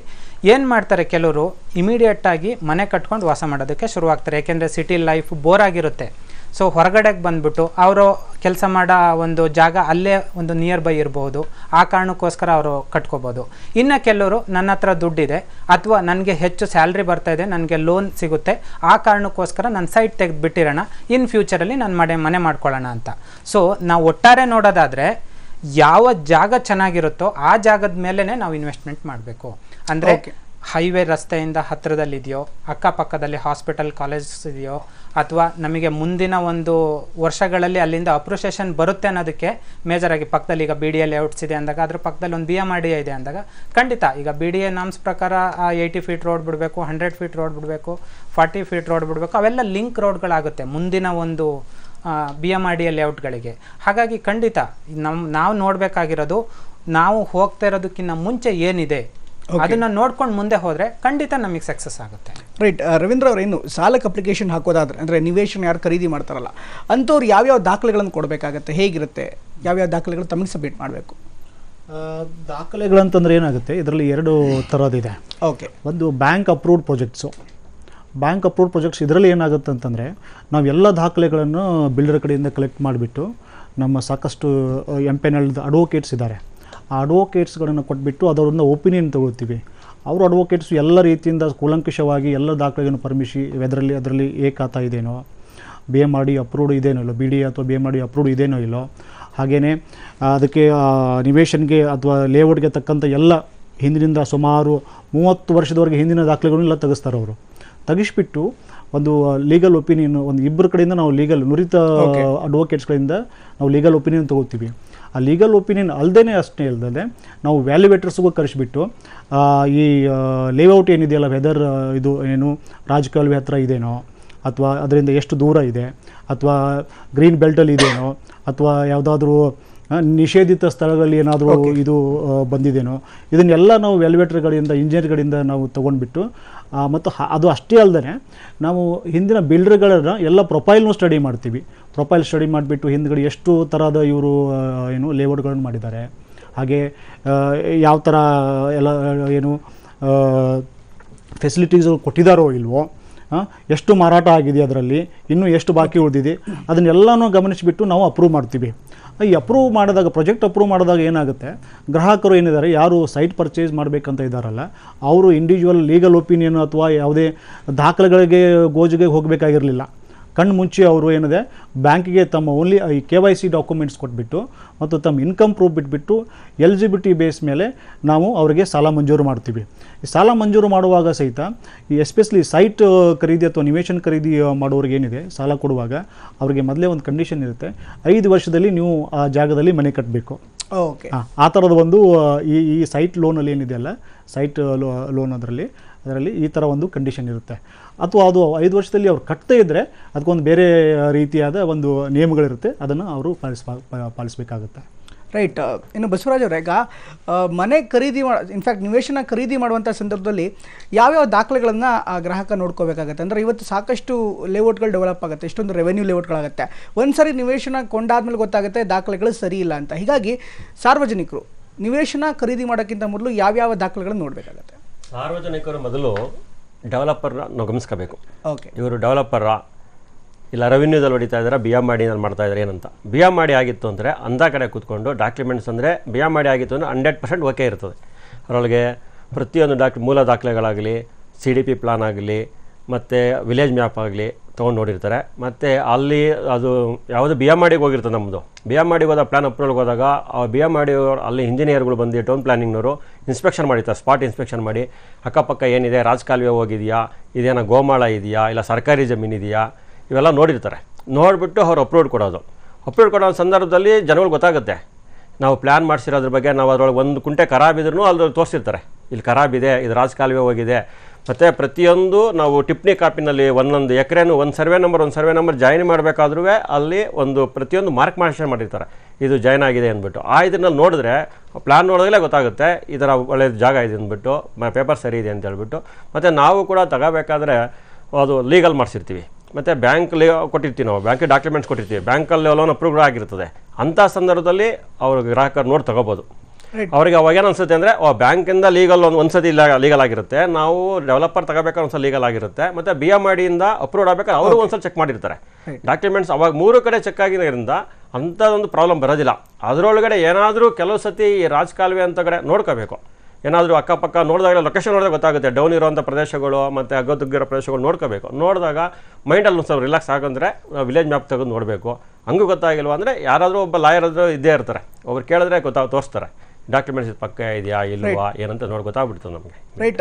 ದೇವಪ್ರಸಾದ್ ಅವ್ರೀಗ ಅನೇಕ ಕಡೆ ನೋಡಿದ್ದೀವಿ, ಎಸ್ಪೆಷಲಿ ಈಗ ರಾಜಕಾಲುವೆ ಡ್ರೈವ್ ನಡೀತು ಅಂತ ಒಂದು ಸಂದರ್ಭದಲ್ಲಿ ಎಲ್ಲವೂ ಕೂಡ ರೆಡಿ ಇದೆ, ಎಲ್ಲವೂ ಕೂಡ ಸರಿಯಾಗಿದೆ. ಇನ್ಫ್ಯಾಕ್ಟ್ ಅದ್ರ ಜೊತೆಗೆ ಲಾಯರ್ಗಳು, ಬ್ಯಾಂಕ್ಗಳು ಕೂಡ ಸಾಲ ಕೊಟ್ಟಿವೆ ದಾಖಲೆಗಳನ್ನು ನೋಡಿ. ಇಷ್ಟಾದರೂ ಕೂಡ ಸಮಸ್ಯೆಗಳು ಎದುರಾಗುತ್ತೆ ಅಂತವ್ರಿಗೆ.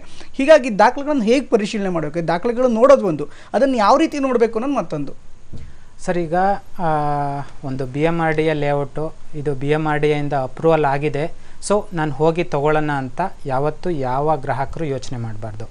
ಏನೇ ಆಗಿರಲಿ, ಅಪ್ರೂವಲ್ಲೇ ಆಗಿದ್ರೂ ಕೂಡ ಅದನ್ನು ಫಸ್ಟು ಅವರ ಅಡ್ವೊಕೇಟ್ ಹತ್ರ ದಾಖಲೆನ ಪರಿಶೀಲನೆ ಮಾಡ್ಕೊಳ್ಳೋದು ತುಂಬ ಮುಖ್ಯವಾದ ಕೆಲಸ. ಯಾಕೆಂದರೆ ನಾವು ಈಗ 1,000 ರೂಪಾಯಿನೋ 2,000 ರೂಪಾಯಿನೋ ಬುಕ್ಕಿಂಗ್ ಅಮೌಂಟ್ ಅಂತ ಇರುತ್ತೆ. ದಯವಿಟ್ಟು ಆ ಅಮೌಂಟನ್ನು 1,000 ರೂಪಾಯಿ ಕೊಟ್ಬಿಟ್ಟು ನಿಮ್ಮ ಸೈಟ್ಗೆ ಸಂಬಂಧಪಟ್ಟ ಎಲ್ಲ ಡಾಕ್ಯುಮೆಂಟ್ನು ಕೊಡಿ ಅಂತ ಕಲೆಕ್ಟ್ ಮಾಡಿಕೊಂಡು ಅವರ ಅಡ್ವೊಕೇಟ್ ಹತ್ರ ಒಂದು ಒಪಿನಿಯನ್ ತೊಗೊಂಡು ಪರಿಶೀಲನೆ ಮಾಡಿದ ನಂತರನೇ ಅವ್ರು ಬಂದು ಮುಂದಿನ ಒಂದು ಇದಕ್ಕೆ ಕೈ ಹಾಕೋದು ಒಳ್ಳೆಯದು.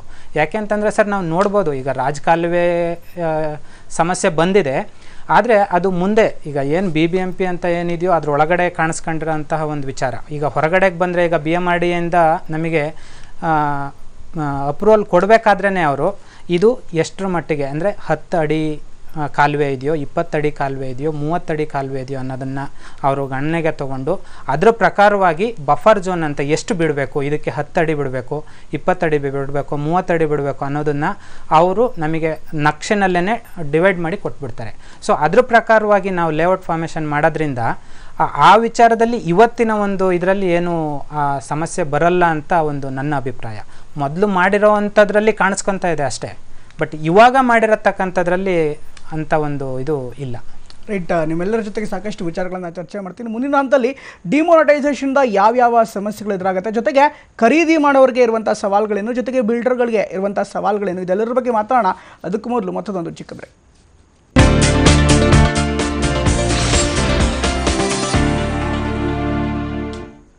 ಸ್ವೀಟ್ ಹೋಮ್ ಕಾರ್ಯಕ್ರಮಕ್ಕೆ ಮತ್ತೊಮ್ಮೆ ಸ್ವಾಗತ. ಈಗ ನಮ್ಮ ಜೊತೆ ಈಗ ಸೈಯದ್ ಪರ್ವೇಜ್ ಅಹಮದ್, ಅಧ್ಯಕ್ಷ Hindu reality India private limited, ಅವರು ಕೂಡ ಕಾರ್ಯಕ್ರಮಕ್ಕೆ ಜಾಯ್ನ್ ಆಗಿದ್ದಾರೆ.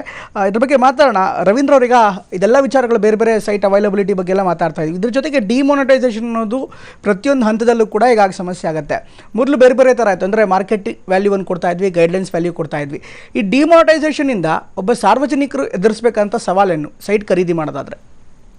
ಈಗ ಎಸ್ಪೆಷಲಿ ಡಿಮಾನಿಟೈಸೇಷನ್ಲಿಂದ ಈ ಸೈಟ್ ಖರೀದಿಯಲ್ಲಿ ಸ್ವಲ್ಪ ಏನು ಪ್ರಾಬ್ಲಮ್ ಆಗ್ತಾ ಇದೆ ನಮಗೆ ಅನಿಸೋ ಥರ.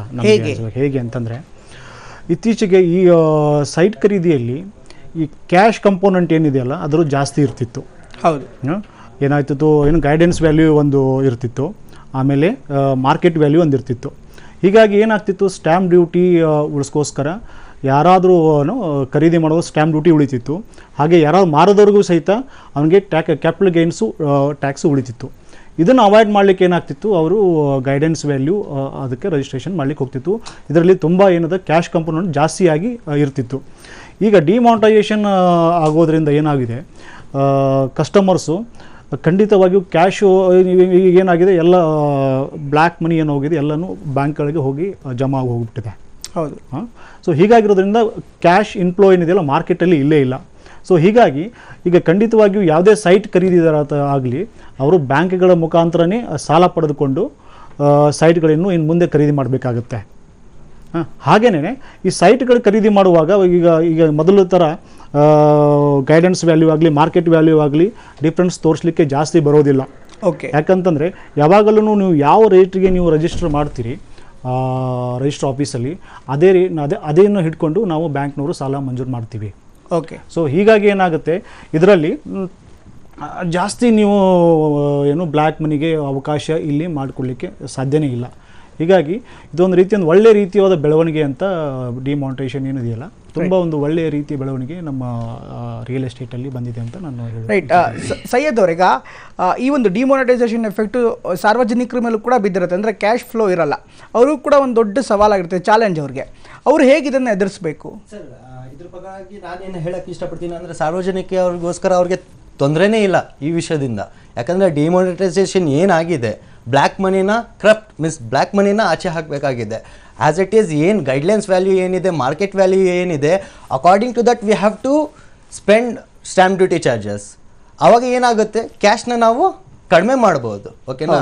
ಏನು ನಾವು ಟ್ರಾನ್ಸಾಕ್ಷನ್ ಮಾಡ್ತಾ ಇದ್ದೀವಿ, ವಿ ಕ್ಯಾನ್ ಪ್ರೂವ್ ಲೈಕ್ ಗೌರ್ಮೆಂಟ್ಗೆ ನಾವು ತೋರಿಸ್ಬೋದು ನಾವು ಇಷ್ಟು ಟ್ರಾನ್ಸಾಕ್ಷನ್ ಮಾಡ್ತಾ ಇದ್ದೀವಿ, it's purely money. Okay. We don't have any black money in that. Okay. ಸಾರ್ವಜನಿಕ ಅದರಿಂದ ಏನು ಪ್ರಾಬ್ಲಮ್ ಇಲ್ಲ ಅಂದರೆ, ಬಿಕಾಸ್ ಇವಾಗ ಸಾರ್ವಜನಿಕ ಪೀಪಲ್ಸ್ ಆಗಲಿ ಒಂದು ಕಾಮನ್ ವ್ಯಕ್ತಿ ಆಗಲಿ, they will go bank loan are their own fund. ಏನು ಅವ್ರು ಸಂಪಾದನೆ ಮಾಡಿರ್ತಾರೆ ಅದನ್ನೇ ಅವರು ಇನ್ವೆಸ್ಟ್ಮೆಂಟ್ ಮಾಡೋಕ್ಕೆ ಇಷ್ಟಪಡೋದು. ಅದರಿಂದ ಸಾರ್ವಜನಿಕ ಇದರಿಂದ ತೊಂದರೆ ಆಗೋ ವಿಶೇಷನೇ ಇಲ್ಲ. ಆ್ಯಂಡ್ ಏನೇ ಟ್ರಾನ್ಸಾಕ್ಷನ್ ಆಗೋದ್ರಿಂದ ಗೌರ್ಮೆಂಟ್ಗೂ ಲಾಭ ಆ್ಯಂಡ್ ಸಾರ್ವಜನಿಕರಿಗೂ ಲಾಭ ಅವ್ರ ಬಿಲ್ಡರ್ಸ್ಗೂ ಲಾಭ ಇದೆ ಅಂತ. ಓಕೆ, ಆಸ್ ಎ ಬಿಲ್ಡರ್ ಆಗಿ ಏನೇನು ಚಾಲೆಂಜಸ್ ಇರುತ್ತೆ ನಿಮಗೆ ಈ ಡಿಮಾನಿಟೈಸೇಷನ್ ಇಂದ? ಆಸ್ ಎ ಬಿಲ್ಡರ್ ಆಗಿ ಏನೇನು ಚಾಲೆಂಜಸ್ ಇರುತ್ತೆ ಸರ್? ಚಾಲೆಂಜಸ್ ಇಂತ ಮುಖ್ಯವಾಗಿ ನಾನೇನು ನನ್ನ ಅಭಿಪ್ರಾಯ ಏನಿದೆ ಅಂದರೆ, ಇದರಿಂದ ಒಂದು ಒಳ್ಳೆ ವಾತಾವರಣ ಬರುತ್ತೆ ಅಂತ ಒಂದು ವಿಶ್ವಾಸ ಇದೆ ನಮಗೆ. ಇದರಿಂದ ಒಳ್ಳೆ ರಿಸಲ್ಟ್ ಬರುತ್ತೆ ಅಂತ ನಾವು ವಿಶ್ವಾಸ ಪಡ್ತಾ ಇದ್ದೀವಿ. ವಿ ಆರ್ ವೇಟಿಂಗ್, ಡಿಸಿಪ್ಲಿನ್ಲಿ ವಿ ಆರ್ ವೇಟಿಂಗ್. ಇದರಿಂದ ಒಳ್ಳೆ ರಿಸಲ್ಟ್ ಸಿಗಲಿ ನಮಗೋಸ್ಕರ ಸ್ಪೆಷಲಿ. ಯಾಕಂದರೆ ಸಮ್ ನಾನ್ ಅಫಿಷಿಯಲ್ ಅಮೌಂಟ್ ಇರುತ್ತೆ, we can't share everything. Like non official amount ಇರುತ್ತೆ, we have to pay like somewhere ನಾವು ಪೇಮೆಂಟ್ ಮಾಡಬೇಕಾಗಿರುತ್ತೆ. ಡಿಮಾನಿಟೈಸೇಷನ್ ಏನು ಬಂದಿರೋದ್ರಿಂದ maybe we are expecting ಏನು ನಾನ್ ಅಫಿಷಿಯಲ್ ಅಮೌಂಟ್ ಏನಿದೆ ಅದು ಸ್ಟಾಪ್ ಆಗುತ್ತೆ ಅಂತ ಒಂದು ಎಕ್ಸ್ಪೆಕ್ಟೇಷನಿಂದ we are waiting. Okay Basavaraj ಅವರೇ, ಈಗ ನಿಮಗೂ ಕೂಡ ಆ್ಯಸ್ ಎ ಬಿಲ್ಡರ್ ನಿಮಗೂ ಕೂಡ ಸ್ವಲ್ಪ ಸಮಸ್ಯೆಗಳಾಗುತ್ತೆ. ಇದರಿಂದ ದೊಡ್ಡ ಸವಾಲು ಇದೆ ಅಂದರೆ ಜನಗಳನ್ನು ಕರ್ಕೊಂಬರೋದು ಕೂಡ ಸಾಕಷ್ಟು ಸಮಸ್ಯೆ, ಯಾಕೆಂದರೆ ಕ್ಯಾಶ್ ಫ್ಲೋ ಇರಲ್ಲ. ಇಂಥ ಸಂದರ್ಭದಲ್ಲಿ ನೀವು ಏನೇನು ಸವಾಲುಗಳನ್ನ ಎದುರಿಸ್ತೀರಾ, ಹೇಗೆ ಅದನ್ನು ಓವರ್ಕಮ್ ಮಾಡ್ಬೋದು? ಜನಗಳಿಗೆ ಏನಂದರೆ, ಈಗ ಅವ್ರ ಹತ್ರ ಇದ್ದು ದುಡ್ಡೆಲ್ಲ ತೊಗೊಂಡೋಗಿ ಬ್ಯಾಂಕ್ ಕಟ್ಬಿಟ್ಟಿದ್ದಾರೆ. ಹೌದು, ಈಗ ಅವರು ದುಡ್ಡು ತೊಗೊಳಕ್ಕೆ ಆಗ್ತಾ ಇಲ್ಲ. ಈಗ ಅವ್ರಿಗೆ ತಲೆನೋವಾಗಿದೆ. ಆದರೆ ಜನಗಳು ಹೆದರೋವಂಥ ನೆಸಿಟಿ ಇಲ್ಲ. ನಾವು ಅವರು ಏನು ಅಮೌಂಟ್ ಇದೆ ಚೆಕ್ಕಲ್ಲಿ ಕೊಟ್ಟರು ತೊಗೋತೀವಿ, ಇಲ್ಲ RTGS ಮಾಡೋದು DD ಕೊಟ್ಟರು ತೊಗೋತೀವಿ. ನಮಗೆ ಆಗಲಿ ಗ್ರಾಹಕರಿಗೆ ಸಮಸ್ಯೆ ಏನಿಲ್ಲ. ಜನಗಳೇನೆಂದರೆ ಎದುರಿದ್ದಾರೆ ಅಷ್ಟೇ. ಏನಂತ, ಈ ನಾವು ದುಡ್ಡೆಲ್ಲ ತೊಗೊಂಡೋಗಿ ಹಾಕ್ಬಿಟ್ಟಿದ್ದೀವಿ, ನಾವು ಡ್ರಾ ಮಾಡಿದ್ರೆ ನಮ್ಗೆ ಟ್ಯಾಕ್ಸ್ ಬಂದುಬಿಡುತ್ತೆ, ನಾವು ಇಷ್ಟು ಅಮೌಂಟು ಇಲ್ಲ ನಾವು ತೊಗೋತೀವಿ, ಪ್ರಾಪರ್ಟಿ ಮೇಲೆ ಟ್ಯಾಕ್ಸ್ ಬರುತ್ತೆ. ಮತ್ತು ಏನಂದರೆ ಕೆಲವು ಊಹಾಪೋಹಗಳ ಮೇಲೆ ಎದುರ್ಕೊಂಡು ಜನಗಳು ಸುಮ್ಮನಾಗಿದ್ದಾರೆ ವಿನಃ ನಿಜ ರೂಪ ಯಾರೂ ತಿಳ್ಕೊಂಡೇ ಇಲ್ಲ. ಓಕೆ, ಮುಂದೆ ಏನಾಗುತ್ತೆ, ಇದೆಲ್ಲ ಏನಕ್ಕೋಸ್ಕರ ಆಗಿದೆ, ನಮ್ಮ ಒಳ್ಳೇದಕ್ಕೋಸ್ಕರ ಆಗಿದೆ ಅಂತ ಯೋಚನೆ ಮಾಡಬೇಕಾಗಿತ್ತು. ಯಾರು ಯೋಚನೆ ಮಾಡ್ತಾ ಇಲ್ಲ. ನಮ್ಮ ದುಡ್ಡೆಲ್ಲ ತೊಗೊಂಡು ಬ್ಯಾಂಕ್ ಹಾಕ್ಬಿಟ್ಟಿದ್ದೀವಿ, ಡ್ರಾ ಮಾಡೋಕ್ಕೆ ಬಿಡ್ತಾ ಇಲ್ಲ, ಇಷ್ಟೇ ಕೇಳ್ತಾ ಇರೋದು. ನಾವು ATM ಮುಂದೆ ನಿಂತಿದ್ದೀವಿ, ನಮಗೆ ಗಂಟೆ ನಿಲ್ಲಿಸಿದ್ದಾರೆ, ಇದೇ ಅವ್ರ ಕ್ವಶನ್ಗಳು. ಆದರೆ ಏನು ನಾವು ಅಮೌಂಟ್ ಹಾಕಿ ನಮ್ಮ ದುಡ್ಡು ಎಲ್ಲೂ ಹೋಗೋದಿಲ್ಲ. ಅದು ನಾವು ಟ್ಯಾಕ್ಸ್ ಕಟ್ಟಿರ್ತೀವಿ, ಇಲ್ಲ ಕಟ್ಟಬೇಕಾಗುತ್ತೆ, ಕಟ್ತೀವಿ. ಓಕೆ, ಅದರಿಂದ ಏನಾಗೋದಿಲ್ಲ. ಜನಗಳು ಇವತ್ತು ಒಂದು ಪ್ರಾಪರ್ಟಿ ಪರ್ಚೇಸ್ ಮಾಡಿದ್ರೆ 10 ಲಕ್ಷಕ್ಕೆ ತೊಗೊಂಡ್ರೆ 10 ಲಕ್ಷಕ್ಕೆ ಅವ್ರಿಗೆ ನಮ್ದು ಏನೇನೋ ಅವ್ರಿಗೆ ಎಕ್ಸ್ಪೆನ್ಸ್ ಬರುತ್ತೆ, ನಮ್ಮದು ಪ್ರತಿಯೊಂದು ಎಕ್ಸ್ಪೆನ್ಸ್ ಇರುತ್ತೆ. ಎಕ್ಸ್ಪೆನ್ಸ್ ಎಲ್ಲ ಕಳಿತೀವಿ, ಏನು ಪ್ರಾಫಿಟ್ ಬಂದಿತ್ತು ಅದು ಟ್ಯಾಕ್ಸ್ ಕಟ್ತೀವಿ. ಈಗ ಅವರು ಅಷ್ಟೇ, ಅವರೇನು ಸುಮ್ಮನೆ ಬಂದಿರೋದಿಲ್ಲ ದುಡ್ಡು. ಅವರು ಕಷ್ಟ ಬಿದ್ದು ಕೆಲಸ ಮಾಡಿರ್ತಾರೆ, ಸ್ಯಾಲ್ರಿ ತೊಗೊಂಡಿರ್ತಾರೆ, ಏನೋ ಒಂದು ಮಾಡಿರ್ತಾರೆ. ಅವರು ಕೂಡ ಆ ಸ್ಯಾಲ್ರಿ ಕಟ್ಟಾಗಿರ್ತದೆ, TDS ಕಟ್ಟಾಗಿರ್ತದೆ. ಅವರೆಲ್ಲ ಯೋಚನೆ ಮಾಡಬೇಕು. ಕೆಲವರು ಏನಂದರೆ ಗೈಡೆನ್ಸ್ ಸರಿ ಇಲ್ಲ, ಇಲ್ಲಿ ಯಾರು ಗೈಡ್ ಮಾಡ್ತಾ ಇಲ್ಲ. ಆ್ಯಕ್ಚುಲಿ ಮೀಡಿಯಾದಲ್ಲಿ ಕೂತ್ಕೊಂಡು ಕೆಲವರು ಗೈಡ್ ಮಾಡಬೇಕಾಗಿತ್ತು ಇದ್ರ ಬಗ್ಗೆ. ಮುಂದೆ ಈ ಥರ ಪ್ರಾಬ್ಲಮ್ ಇಲ್ಲ, ರಿಯಲ್ ಎಸ್ಟೇಟ್ಗೆ ಯಾವುದೇ ಥರ ತೊಂದರೆ ಇಲ್ಲ, ಈ ಥರ ನಿಮ್ಮ ಅಮೌಂಟು ನಿಮ್ಮಲ್ಲೇ ಇದೆ, ಎಲ್ಲೂ ಹೋಗಿಲ್ಲ, ನಿಮ್ಮ ಸೇಫ್ಟಿ ಬ್ಯಾಂಕಲ್ಲಿದೆ ಅಷ್ಟೇ. ಇವಾಗ ಓಕೆ, ಅದನ್ನು ನೀವು ತೊಗೋಬೋದು. ನೀವು RTGS ಮಾಡಿ ನಮಗೆ ತೊಗೋತೀವಿ, DD ಕೊಡಿ ತೊಗೋತೀವಿ, ಚೆಕ್ ಕೊಡಿ ತೊಗೋತೀವಿ, ಏನು ಪ್ರಾಬ್ಲಮ್ ಏನಿಲ್ಲ. ಆದರೆ ಜನಗಳೇನೋ ಎದುರು ಬಿಟ್ಟಿದ್ದಾರೆ. ಆ ಎದುರ್ದಂಗೆ ಒಂದು ಸ್ವಲ್ಪ ನಾವು ಅವ್ರಿಗೆ ಪುಷಪ್ ಕೊಡಬೇಕು. ರೈಟ್, ಅದನ್ನು ದೊಡ್ಡ ತಿಳಿದಿರೋವಂಥವ್ರು, ಬ್ಯಾಂಕ್ನವರು ಇಂಥವ್ರನ್ನ ಕರ್ಕೊಬಂದು ಕುಂಡ್ರಿಸಿ ತುಂಬ ತಿಳಿದಿರೋವಂಥವ್ರ ಬಗ್ಗೆ ಮಾತಾಡಿಸ್ಬೇಕು. ಇದ್ರ ಬಗ್ಗೆ ಏನಾಗೋದಿಲ್ಲ, ನಿಮ್ಮ ದುಡ್ಡು ನಿಮ್ಮಲ್ಲೇ ಇದೆ. ರೈಟ್ ರೈಟ್ ದೇವಪ್ರಸಾದ್ ಅವರು ತಾವೇನು ಹೇಳ್ತೀರಿ ಈ ಒಂದು ವಿಚಾರಕ್ಕೆ? ಸರ್, ಖಂಡಿತವಾಗಿಯೂ ಇದರಿಂದ ಗ್ರಾಹಕರಿಗೆ ಸಮಸ್ಯೆ ಇಲ್ಲ. ಈಗ ಆಲ್ರೆಡಿ ಬಸವರಾಜ್ ಅವರು ಹೇಳಿದ್ರು, ಎಲ್ಲೋ ಒಂದು ಕಡೆ ಗೊಂದಲದಲ್ಲಿದ್ದಾರೆ. ಏನೋ ಕಡಿಮೆ ಆಗಬಹುದು, ಈಗೇನು ನಡೀತಾ ಇದೆಯೋ ವ್ಯಾಲ್ಯೂಯೇಷನ್ ಅದಕ್ಕಿಂತ ಕಡಿಮೆನಲ್ಲಿ ಆಗುತ್ತೆ ಅಂತ ಯೋಚನೆ ಮಾಡ್ತಾಯಿದ್ದಾರೆ.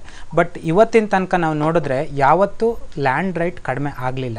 ಎಂಥ ಪರಿಸ್ಥಿತಿ ಎದುರಾದಾಗಲೂ ಕೂಡ ಲ್ಯಾಂಡ್ ರೈಟ್ ಕಡಿಮೆ ಆಗಿಲ್ಲ. ಬಿಕಾಸ್ ಕಡಿಮೆ ಕೊಡೋಕ್ಕೆ ಆಗಲ್ಲ.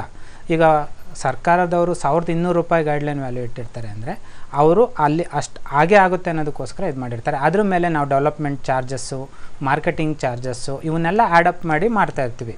ಸೊ ಹಾಗಾಗಿ ಇಲ್ಲಿ ಗೈಡ್ಲೈನ್ಸ್ ವ್ಯಾಲ್ಯೂ ಮತ್ತು market value in between difference ಏನಿತ್ತು ಅದು ಈಗ ಮಾರ್ಕೆಟ್ ವ್ಯಾಲ್ಯೂಗೆ ಫಿಕ್ಸ್ ಆಗ್ತಾಯಿದೆ, ಗೈಡೆನ್ಸ್ ವ್ಯಾಲ್ಯೂಗೆ ಕೂರ್ತಾ ಇಲ್ಲ. ಯಾಕೆ ಅಂದರೆ ಯಾರೇ ಒಬ್ಬರು ಏನು ಈಗ 20 ಲಕ್ಷ ರೂಪಾಯಿ ಕೊಟ್ಟು ರಿಜಿಸ್ಟರ್ ಮಾಡಿಸ್ಕೋತಾ ಇದ್ದಾರೆ ಅಂದರೆ ಅಲ್ಲಿ 8 ಲಕ್ಷ ರೂಪಾಯಿ ಕ್ಯಾಶ್ ರೂಪದಲ್ಲಿ, 12 ಲಕ್ಷ ರೂಪಾಯಿ ಬ್ಯಾಂಕ್ ಕಡೆಯಿಂದ RTGS ಆಗ್ಬೋದು ಅಥವಾ ಚೆಕ್ಕಲ್ಲಿ ಆಗ್ಬೋದು ಕೊಡೋ ಒಂದು ರೀತಿ ಇಲ್ಲ. ಸೊ ಹಾಗಾಗಿ ಈಗೇನಾಗುತ್ತೆ, ಪ್ಯೂರ್ಲಿ ಈಗ ಮಾರ್ಕೆಟ್ ವ್ಯಾಲ್ಯೂ ಏನಿದೆಯೋ ಅದೇ ನಮಗೆ ಗೈಡೆನ್ಸ್ ವ್ಯಾಲ್ಯೂ ಅಂತ ಅನ್ಕೋಬೇಕಾಗುತ್ತೆ. ಈಗ ಬ್ಯಾಂಕ್ ಅವರು ಈಗ ಸರ್ ಹೇಳಿದ್ರು, ಅದು ಹೇಗೆ ಅಂದರೆ ಅವರು ಒಂದು 25% ಅವರು ನಾನು ಕ್ಯಾಶಲ್ಲಿ ಕೊಟ್ಟಿದ್ದೀನಿ, ನಮಗೆ 75% ಲೋನ್ ಕೊಡಿ ಅಂದರೆ ಅವ್ರು ಕೊಡಲ್ಲ. ನೀವು 25% ಕೊಟ್ಟಿರೋದಕ್ಕೆ ದಾಖಲೆ ಕೊಡಿ ಅಂತ ಕೇಳ್ತಾರೆ. ಅಂದರೆ ನಾನು 25% ಇಂಥ ಡೆವಲಪರ್ಗೆ ಕೊಟ್ಟಿದ್ದೀನಿ ಅಂತ ನನ್ನ ಸ್ಟೇಟ್ಮೆಂಟ್ನ ಕೊಟ್ಟರೆ ಆವಾಗ ಅವರು ಲೋನನ್ನು ಅಪ್ರೂವಲ್ ಮಾಡ್ತಾರೆ. ಸೊ ನಾನು 25% ಆಲ್ರೆಡಿ ನಾನು ವೈಟಲ್ಲಿ ಕೊಟ್ಟಿರೋದ್ರಿಂದ ರಿಮೈನಿಂಗ್ 75% ಬ್ಯಾಂಕ್ ಫಂಡಿಂಗ್ ಮಾಡೋದ್ರಿಂದ ಅವ್ರು ಕೇಳ್ತಾರೆ 100% ಏನಿದೆಯೋ ಅದಕ್ಕೆ ರಿಜಿಸ್ಟರ್ ಮಾಡಿ ಅಂತ. ಸೊ ಅಲ್ಲಿ ಪ್ರಾಬ್ಲಮ್ಮೇ ಇಲ್ಲ. ಹಿಂದೆ ಕೂಡ ಹಾಗೆ ನಡೀತಾ ಇತ್ತು. ಒಂದು 10% ಸರ್ ಅಷ್ಟೇ ಕ್ಯಾಶಲ್ಲಿ ಯಾರು ಪರ್ಚೇಸ್ ಮಾಡ್ತಾಯಿದ್ರು ಅಂಥವ್ರು ಮಾತ್ರ ಈ ಒಂದು ಪ್ರಾಬ್ಲಮಲ್ಲಿದ್ದರು. ಬಟ್ 80% ಎಲ್ಲರೂ ಕೂಡ ಈಗ ಸೈಟ್ ತೊಗೊಳ್ಳೋರಾಗ್ಬೋದು, ಮನೆ ಕಟ್ಟೋರಾಗ್ಬೋದು, ಫುಲ್ ಕ್ಯಾಶ್ ಹಾಕಿ ಮಾಡೋಕ್ಕೆ ಹೋಗಲ್ಲ. ಬ್ಯಾಂಕ್ ಲೋನ್ ಕೂಡ ಬ್ಯಾಂಕ್ ಲೋನ್ ತೊಗೊಂಡು ಮಾಡ್ತಾರೆ.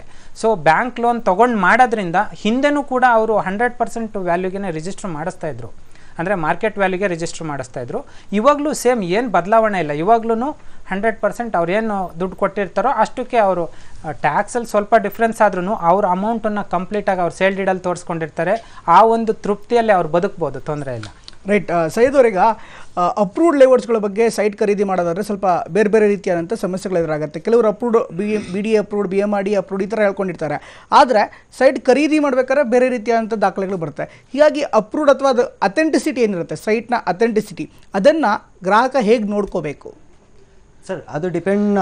ಒಂದು ಕಂಪನಿ ಏನು ತಮ್ಮ ಕಸ್ಟಮರ್ಗೋಸ್ಕರ ಒಂದು ಒಳ್ಳೆ ಸರ್ವಿಸ್ ಕೊಡಬೇಕು ಅಂತ ಯೋಚನೆ ಮಾಡಿ ಆ ಏನು ಪ್ರಾಡಕ್ಟ್ನ ತೊಗೊಂಡಿರ್ತಾರೆ, ಏನು ಅಪ್ರೂವಲ್ಸ್ಗೆ ಹೋಗ್ತಾ ಇದ್ದಾರೆ, ಅಕಾರ್ಡಿಂಗ್ ಟು ನಾರ್ಮ್ಸ್ ಲೀಗಲಿ ಅವರು ಕರೆಕ್ಟಾಗಿ ಡಾಕ್ಯುಮೆಂಟೇಷನ್ನ ಫಸ್ಟ್ ಸರ್ವೆ ಮಾಡಿ, ಅವರು ಡಾಕ್ಯುಮೆಂಟೇಷನ್ನ ನೋಡಿ ಎಲ್ಲ ತರಹವಾಗಿ ಚರ್ಚೆ ಮಾಡಿ, ತಾಲೂಕು ಆಫೀಸ್ ಆಗಲಿ, DC ಆಫೀಸ್ ಆಗಲಿ, ಯಾವುದೇ ನಾರ್ಮ್ಸ್ ಪ್ರಕಾರದಲ್ಲಿ ಬೈಯಪ್ಪ ಆಗಲಿ, BMRD ಆಗಲಿ, BDA ಆಗಲಿ, BBMP ಆಗಲಿ, ಆ ಆಫೀಸಲ್ಲಿ ಎಕ್ಸಾಕ್ಟ್ ಡಾಕ್ಯುಮೆಂಟೇಷನ್ನ ಅವ್ರು ತೊಗೊಂಡು ಹೋಗಿ ಸರ್ವೆ ಮಾಡಿಸಿ, ಡಾಕ್ಯುಮೆಂಟೇಷನ್ನ ವೆರಿಫಿಕೇಷನ್ ಮಾಡಿಸಿ, ಲೀಗಲಿ ಏನು ಅಪ್ರೂವಲ್ ತೊಗೋತಾರೆ, ಅಕಾರ್ಡಿಂಗ್ ಟು ದಟ್ ಏನು ಕಸ್ಟಮರ್ಗೆ ಸರ್ವಿಸ್ ಕೊಡ್ತಾರೆ, ಅದರಿಂದ ಅವ್ರ ಪ್ರಕಾರವಾಗಿ ಯಾವುದೇ ಸಮಸ್ಯೆಯನ್ನು ಅವರು ಎದುರಿಸೋ ಅವಶ್ಯಕತೆ ಇರಲ್ಲ. ಅದು ಇಟ್ಸ್ ಡಿಪೆಂಡ್ ಆನ್ ಕಂಪನಿ, ಯಾವ ಥರ ಅವ್ರ ಸರ್ವಿಸ್ ಕಸ್ಟಮರ್ಗೆ ಪ್ರೊವೈಡ್ ಮಾಡ್ತಾ ಇದ್ದಾರೆ, ಲೀಗಲಿ ಅವ್ರು ಯಾವ ಥರ ಕ್ಲಾರಿಟಿ ಕೊಡ್ತಾ ಇದ್ದಾರೆ ಕಸ್ಟಮರ್ಗೆ.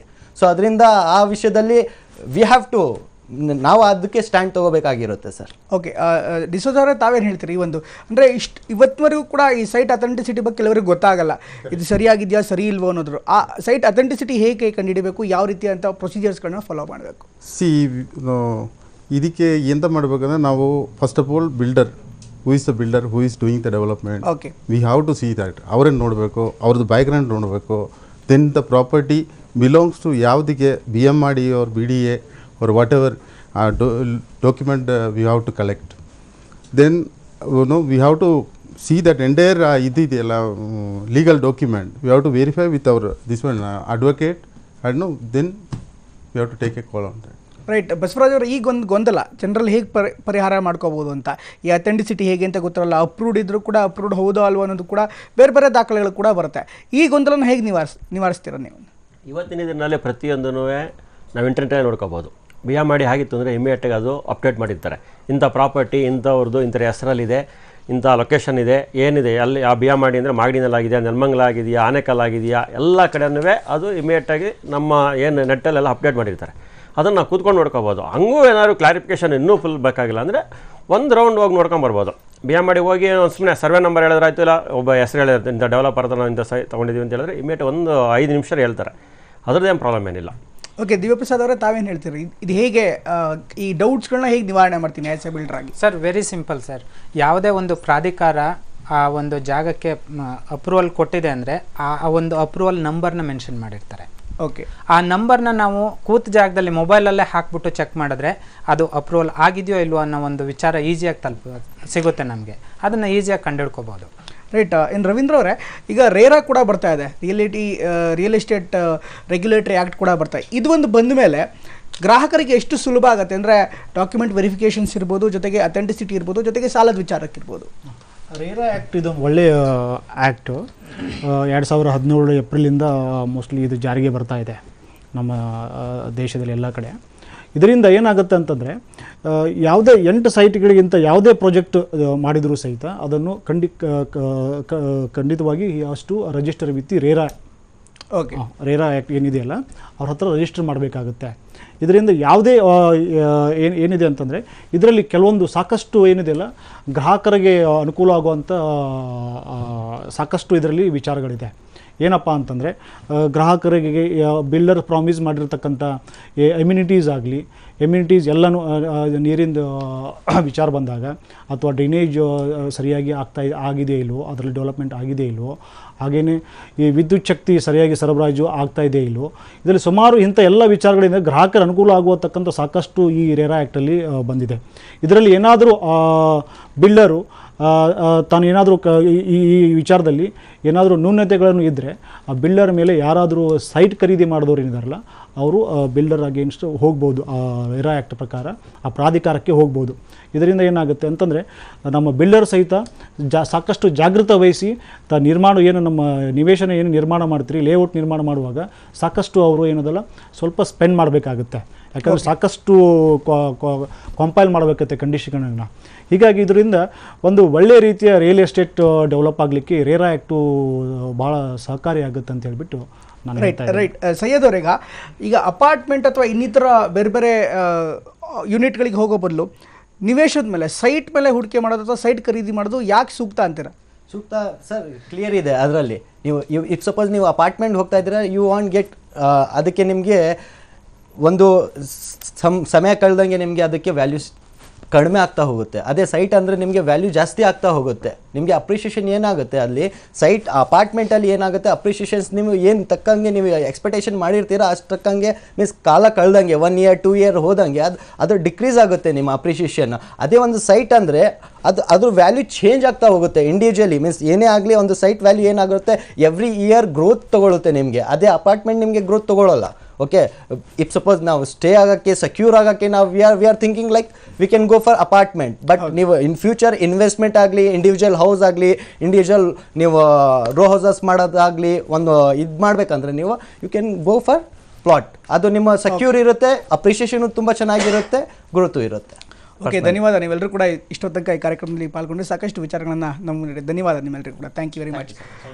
ಈಗಾಗಲೇ ಸಾಕಷ್ಟು ವಿಚಾರಗಳು ಚರ್ಚೆ ಆಗಿದೆ. ಇದರ ಜೊತೆಗೆ ನ್ಯೂಸ್ನ ರಿಯಾಲಿಟಿ ಎಕ್ಸ್ಪೋ ಮತ್ತೊಮ್ಮೆ ರಿಯಲ್ ಎಸ್ಟೇಟ್ ಎಕ್ಸ್ಪೋ 2017 ಮತ್ತೊಮ್ಮೆ ಬರ್ತಾ ಇದೆ. ಈಗಾಗಲೇ 5 ಬಾರಿ ಮುಗಿಸಿ ಈಗ 6ನೇ ಬಾರಿ ರಿಯಲ್ ಎಸ್ಟೇಟ್ ಎಕ್ಸ್ಪೋ ಈ ವರ್ಷ ಕೂಡ ಬರ್ತಾ ಇದೆ. ಜನವರಿ 20, 21 ಮತ್ತು 22ನೇ ತಾರೀಕು ಇದೇ ಶಾಂತಿನಗರ BBMP ಗ್ರೌಂಡ್ನಲ್ಲಿ ಈ ಒಂದು ಎಕ್ಸ್ಪೋ ನಡೀತಾ ಇದೆ. ಒಂದೇ ಸೂರಿನಡಿ ರಿಯಲ್ ಎಸ್ಟೇಟ್ ಕ್ಷೇತ್ರಕ್ಕೆ ಸಂಬಂಧಪಟ್ಟಂಥ ಎಲ್ಲ ಮಾಹಿತಿಗಳು, ಸೈಟ್ ಇರ್ಬೋದು, ಅಪಾರ್ಟ್ಮೆಂಟ್ ಇರ್ಬೋದು, ವಿಲ್ಲಾ ಇರ್ಬೋದು, ಜೊತೆಗೆ ಫಾರ್ಮ್ ಹೌಸ್ ಇರ್ಬೋದು, ಅಥವಾ ಇನ್ವೆಸ್ಟ್ಮೆಂಟ್ ಆಗಿ ನೋಡೋದಿದ್ರೆ ಅದಕ್ಕೆ ಬೇಕಾದಂಥ ಮಾಹಿತಿಗಳಿರ್ಬೋದು, ಜೊತೆಗೆ ಬೇರೆ ಬೇರೆ ರೀತಿಯಾದಂಥ ಬಿಲ್ಡರ್ಸ್ಗಳು ಅಂದರೆ ಒಂದೇ ಸೂರಿನಡಿಗೆ ನಗರದ ಪ್ರತಿಷ್ಠಿತ ಬಿಲ್ಡರ್ಗಳು, ರಾಜ್ಯದ ಪ್ರತಿಷ್ಠಿತ ಬಿಲ್ಡರ್ಗಳು ಎಲ್ಲರೂ ಕೂಡ ಬರ್ತಾರೆ. ಹೀಗಾಗಿ ರಿಯಲ್ ಎಸ್ಟೇಟ್ ಕ್ಷೇತ್ರಕ್ಕೆ ಸಂಬಂಧಪಟ್ಟಂಥ ಎಲ್ಲ ಮಾಹಿತಿಗಳು ಜೊತೆಗೆ ಅನುಮಾನ ಬಗೆಹರಿಸ್ಕೊಳ್ಳೋದಕ್ಕೆ ಕೂಡ ಇದೊಂದು ಒಳ್ಳೆಯ ಅವಕಾಶ. ಜೊತೆಗೆ ಖರೀದಿ ಮಾಡೋರಿಗಂತೂ ಇದು ಉತ್ತಮವಾದಂಥ ಆಯ್ಕೆ. ಯಾಕಂದರೆ ಒಂದೇ ಸೂರಿನಡಿಗೆ ನಿಮಗೆ ಎಲ್ಲ ಬಿಲ್ಡರ್ಸ್ಗಳು, ಎಲ್ಲ ರಿಯಲ್ ಎಸ್ಟೇಟ್ ಕ್ಷೇತ್ರದ ದಿಗ್ಗಜರು ಅವೈಲೇಬಲ್ ಇದ್ದಾರೆ, ಸಿಗ್ತಾರೆ. ಹೀಗಾಗಿ ಈ ಒಂದು ಎಕ್ಸ್ಪೋ ನಿಜಕ್ಕೂ ಕೂಡ ಗ್ರಾಹಕರಿಗೆ, ಸಾರ್ವಜನಿಕರಿಗೆ ಒಂದು ಉತ್ತಮವಾದಂಥ ಅವಕಾಶ ಅಂತ ತಪ್ಪಾಗಲ್ಲ. ಇದೇ ಹೊತ್ತಿನ ವಿಶೇಷ ನಿರಂತರ ಸುದ್ದಿಗಾಗಿ ನೋಡ್ತಾ ಇರಿ TV9.